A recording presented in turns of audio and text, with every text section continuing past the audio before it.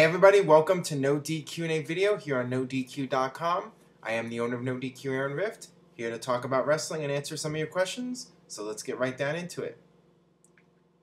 Are you surprised that Wade Barrett isn't a World or WWE champion yet?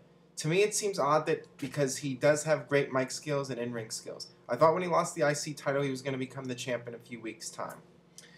Yeah, I actually am a little bit surprised about Wade Barrett. I thought he was going to get the world title around Survivor Series. I thought that was actually a good time to give him the ball and see if he could run with it.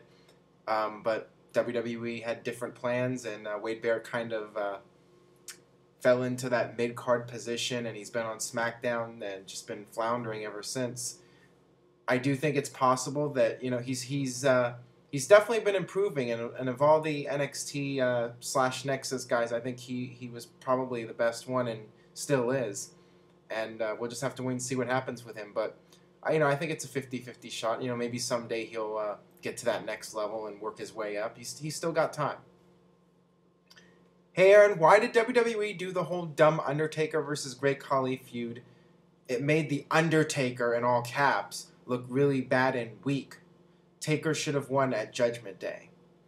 Well, here's the reason why they brought in Great Khali. Because when the Great Khali comes out to the ring, the hardcore fans say, oh, this guy sucks, he can't wrestle, blah, blah, blah. But if you go to a WWE live event and you look at like your average person, they're like, oh my God, this guy is huge. Look at the size of him. That's the reaction that WWE wants. And when you have the Undertaker and Great Khali staring at each other and the Undertaker's looking up to this guy, it's a really cool visual to the average person. So that's why they did that feud. And, the matches weren't good, but Khali was an attraction. That's what he was. He wasn't there, to do great wrestling matches. He was there to, be a monster and be a force and be an attraction. That's just the way it was. So I don't think it made Undertaker look bad. I mean, the guy's much bigger than him. So, of course, one would expect Khali to be able to dominate Undertaker. And as bad as it was, I still think that the whole Giant Gonzalez feud with Undertaker was a lot worse. Hey Aaron, do you think it's possible that Triple H could reform the other version of DX with Sean Waltman and the Outlaws to face off against Laurinaitis and heels like Ziggler and David Otunga? I personally would love to see that, but I don't know how likely it is. I think it's unlikely, but never say never. We could see Sean Waltman come back at some point. We know that that Road Dogg has been looking into working for WWE in an agent type role. So Billy Gunn is a free agent right now, so it's a possibility, and I'm sure the idea has been tossed around in WWE. But unless those guys were in good ring shape and were going to be able to work, something close to a full-time schedule again, if that was the case where they could do that, then it would be more of a possibility. But at this point, I don't think WWE would bother bringing them back, even if it was just for like a one-match thing. Although, never count out a Royal Rumble appearance by one of those guys. Hey Aaron, who do you think is going to end up being the Marty Jannetty and Shawn Michaels of Beer Money?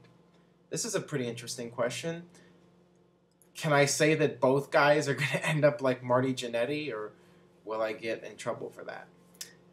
It's really hard to say. I mean, I always thought that of the two, I preferred Bobby Roode just because I think he's better in the ring, and I don't know. I just think he has more of the mainstream appeal and the overall look.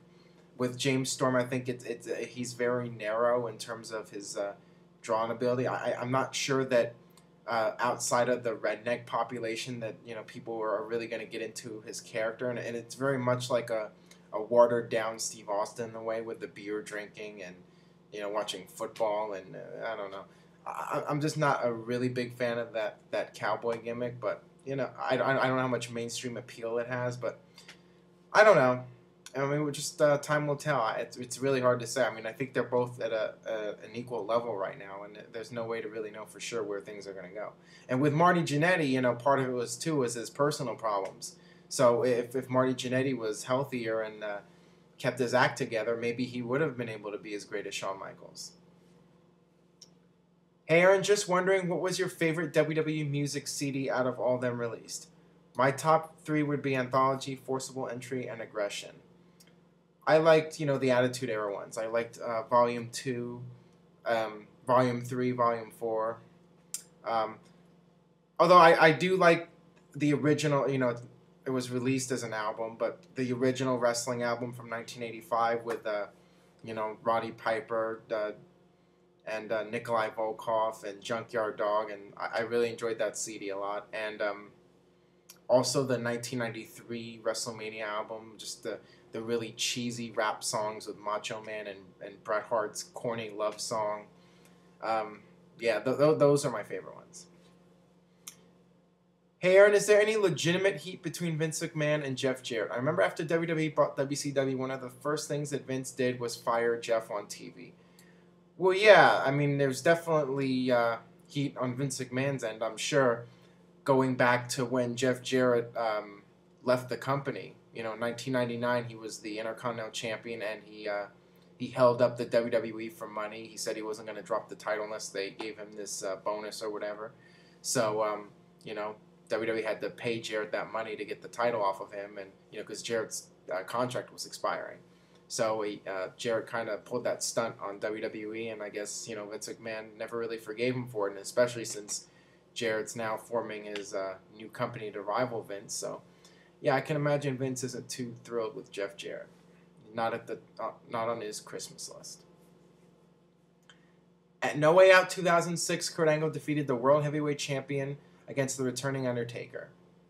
Defended the World Heavyweight Championship against the returning Undertaker. I think that the match would have been so much better booked at WrestleMania if both guys ended up having fairly... No. Man, your question is hard to read here.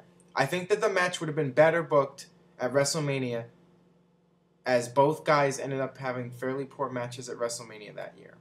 Basically, what you're saying is that they should have done Undertaker versus Kurt Angle at WrestleMania, and that would have been better than what they actually did, because the two matches they had weren't that good at WrestleMania. I totally agree with you on that. I think that, Undertaker Mark Henry was a big disappointment, and going in, did anybody really believe that Mark Henry was going to end the streak? And believe it or not, there's actually rumors about doing Undertaker versus Mark Henry again at WrestleMania. And as much as I think they've been doing a great job with Mark Henry, if they're going to do any rematch, that's the last one I'd want to see. I'd much rather see like Undertaker versus Orton again if they're gonna, or even Undertaker versus Triple H if they're gonna do a repeat match. Hey Aaron, love the show. I just wanted to ask you, what was the loudest pop you ever heard? Well, you didn't specify it was on TV or at a live event, so I'll do both. On TV, I'd have to say either Goldberg beating Hogan for the World Heavyweight title on Nitro in 1998, or Mick Foley winning the WWE title for the first time, or Austin coming out with the beer truck and spraying the corporation. As far as the loudest pop I ever heard live, it was the Raw. It was like 2 weeks before No Way Out 2003, and at the end of the Raw, they announced that Steve Austin was gonna be at No Way Out to confront Eric Bischoff, or he's gonna have a match with Eric Bischoff. And then Raw, they just the announcement was just made and Raw went off the air. After Raw went off the air, Bischoff was in the ring, and all of a sudden, Steve Austin's music hit in the Staples Center, and this was off television. It got, I kid you not, the biggest pop I've ever heard. Like, nobody was expecting Austin to be there. When he came out, the place just went every person just leaped out of their seat. It was amazing, and like people were falling over, like so excited. It was a classic moment when Austin came out there. So yeah, I'd have to say that. All right, that about does it for No DQ&A video here on NoDQ.com. Hope you all have a good weekend. Please subscribe, youtube.com/NoDQCAW. Please spread the word. Share this video on Facebook, Twitter, any wrestling message board that you go to, or any general entertainment site you visit. Just keep spreading the word. I really do appreciate it, and we'll see you next time.